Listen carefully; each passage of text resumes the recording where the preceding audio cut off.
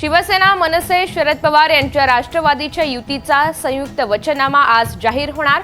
उद्धव ठाकरे, राज ठाकरे, शशिकांत शिंदे मुंबईकरांना विकासाचं वचन देणार।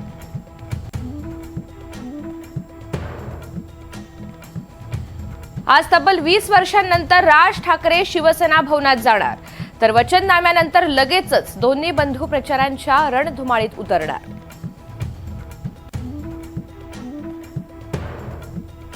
मुंबई मनपा निवडणुकीच्या पार्श्वभूमीवर उद्धव ठाकरे आजपासून शाखांना भेट देणार।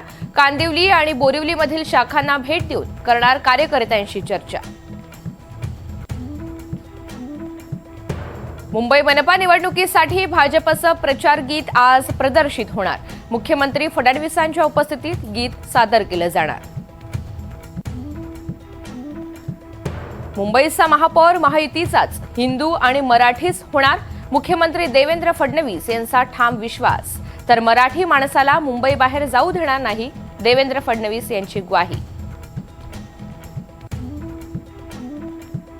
महापालिका निवडणुकीत विजय आपलाच, पण गाफील राहू नका, शत्रू दगाबाज आहे, सर्वांनी एकजुटीनं काम करा, एकनाथ शिंदेंचा कार्यकर्त्यांना कानमंत्र।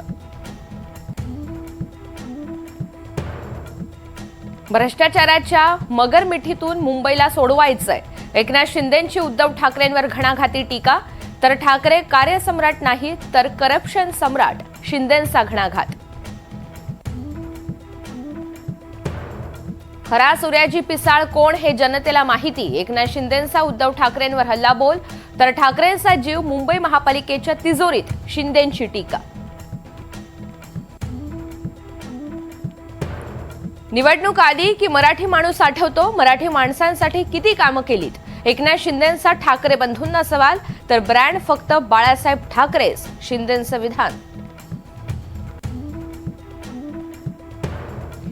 मुंबई महापालिका निवडणुकीत श्रेय चोरणारी टोळी सक्रिय, या टोळीत काही अबोध बालकं, फडणवीसांचा ज्युनियर ठाकरे बंधूंवर निशाणा।